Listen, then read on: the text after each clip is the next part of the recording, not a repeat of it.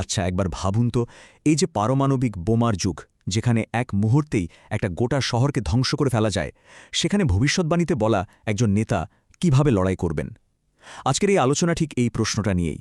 ইমাম মাহদী বরং আজকের এই নিউক্লিয়ার ওয়ার্ল্ড। একদিকে আছেন ইসলামে প্রতিশ্রুত একজন নেতা, যিনি পৃথিবীতে ন্যায় প্রতিষ্ঠা করবেন, আর অন্যদিকে আছে মানব ইতিহাসের সবচেয়ে ভয়ঙ্কর, সবচেয়ে বিধ্বংসী অস্ত্র। তো এই দুয়ের মধ্যে সংঘাতটা ঠিক কেমন হতে পারে? চলুন একটু গভীরে যাওয়া যাক। বিভিন্ন বর্ণনায় কিন্তু এক মহাযুদ্ধের কথা বলা আছে, যেটাকে মালহামা বলা হয়। আর সেখানে আধুনিক যুদ্ধের কারণে এমন ধ্বংসযজ্ঞ নেমে আসবে যা আমরা হয়তো কল্পনাও করতে পারব না। এমন একটা সময় আসবে যখন চারপাশে মৃত্যুটাই হবে সবচেয়ে স্বাভাবিক ঘটনা, আর বেঁচে থাকাটাকেই মনে হবে একটা মিরাকেল। আর এই অসম ধ্বংসযজ্ঞের পর কি হবে? প্রযুক্তি সব বিকল হয়ে যাবে।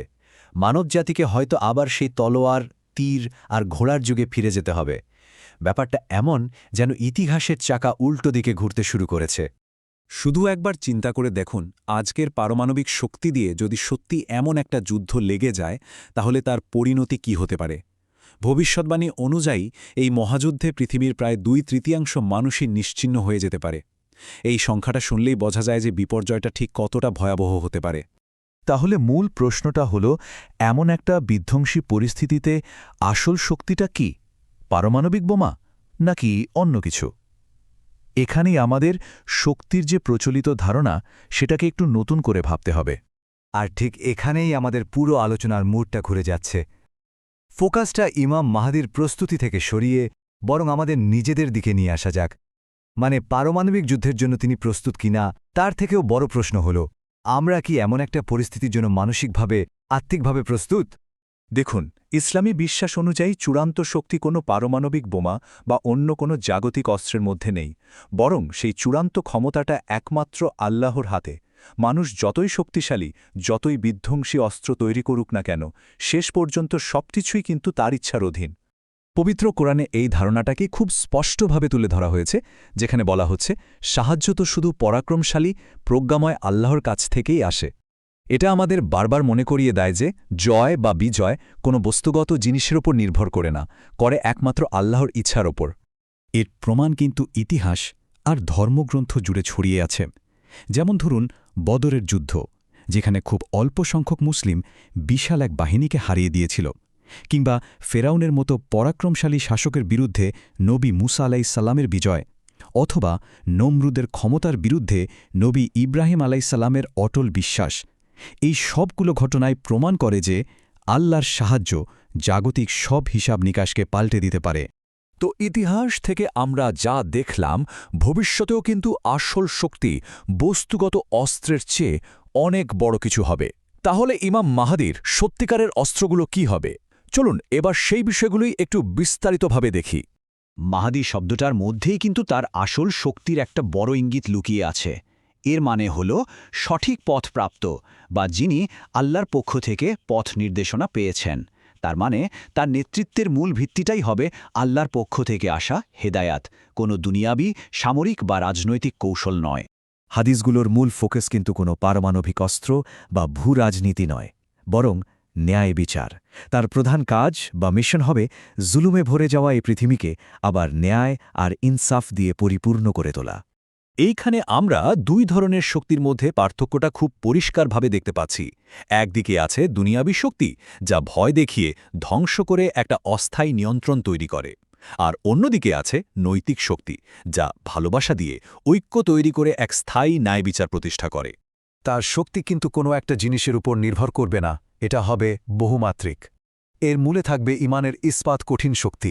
এরপর আসবে নৈতিক বৈধতা, মানে এমন এক লিডারশিপ যা জোর করে নয়, বরং মানুষের মন জয় করে প্রতিষ্ঠিত হবে। এর সাথে থাকবে আল্লাহর সরাসরি সাহায্য, গোটা উম্মার সমর্থন, আর তিনি হবেন পৃথিবীর সব নির্যাতিত মানুষের আশ্রয়। এভাবেই তিনি ন্যায় বিচারের এমন এক নতুন মডেল তৈরি করবেন যা জুলুমের রাজত্বকে ভেঙে দেবে। আচ্ছা, এবার চলুন সংঘাতের একটা সম্পূর্ণ ভিন্ন দিক নিয়ে কথা বলি। আধুনিক যুদ্ধক্ষেত্র কিন্তু এখন আর শুধু বোমা বারুদের ময়দানে সীমাবদ্ধ নেই, এটা এখন মানুষের মন আর চিন্তার জগতেও ছড়িয়ে পড়েছে। আজকের দিনের যুদ্ধ কিন্তু শুধু বন্দুক বা বোমা দিয়ে হয় না। এর আসল অস্ত্রগুলো হল ক্যামেরা, মিডিয়া, ইনফরমেশন, অ্যালগোরিদম, অর্থনৈতিক নিষেধাজ্ঞা আর সাইবার অ্যাট্যাক। এই অস্ত্রগুলো সরাসরি মানুষের চিন্তাভাবনাকে নিয়ন্ত্রণ করার জন্য ব্যবহার করা হয়। তাই বলা যায় এই পারমাণবিক যুগের সবচেয়ে বড় ফিতনা বা পরীক্ষা কিন্তু শুধু পারমাণবিক বোমা নয়, বরং সবচেয়ে বড় ফিতনা হল সেই প্রতারণা যা মানুষের চিন্তার জগৎটাকে দখল করে নেয়। বিশেষ করে দাজ্জালের আগমনের বর্ণনায় কিন্তু এই ভয়ঙ্কর প্রতারণার কথাই বারবার বলা হয়েছে। এই হাদিসটা আজকের যুগে এসে যেন আরও বেশি প্রাসঙ্গিক মনে হয়। ভেবে দেখুন, একটা ভুয়া ভিডিও, একটা মিথ্যা প্রোপাগান্ডা বা একটা ভাইরাল হওয়া অপবাদ দিয়ে আজকাল কত সহজেই মানুষের বিশ্বাস আর ধারণাকে এক রাতের মধ্যে বদলে দেয়া যায়। তো এই যে চিন্তার যুদ্ধ আর সত্য মিথ্যার এই বিভ্রান্তি, এর মধ্যে দাঁড়িয়ে সবচেয়ে জরুরি প্রশ্নটা কিন্তু ইমাম মাহাদিকে নিয়ে নয়, প্রশ্নটা আসলে আমাদের নিজেদের নিয়ে।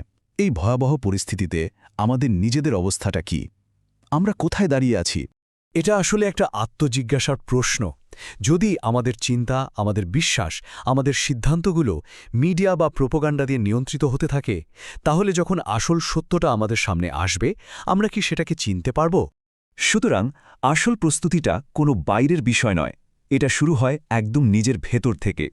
নিজের নামাজকে ঠিক করা, কোরআনের সাথে একটা মজবুত সম্পর্ক তৈরি করা, হারাম উপার্জন ছেড়ে দেওয়া আর যে কোনো অন্যায়ের বিরুদ্ধে একটা শক্ত নৈতিক অবস্থান নেওয়াই হল সত্যিকারের প্রস্তুতি। মূল কথাটা হল, সত্যিকারের প্রস্তুতি মিডিয়ার খবর বিশ্লেষণ করে বা ইন্টারনেটে আর্টিকেল পড়ে পাওয়া যাবে না। এটা পাওয়া যাবে শুধুমাত্র এমন একটা হৃদয়ে যা আল্লাহর সাথে সংযুক্ত।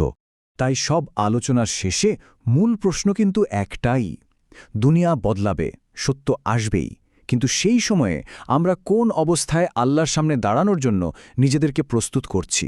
আল্লাহ আমাদের সবাইকে ঈমানের উপর অবিচল থাকার তৌফিক দান করুন। আমিন।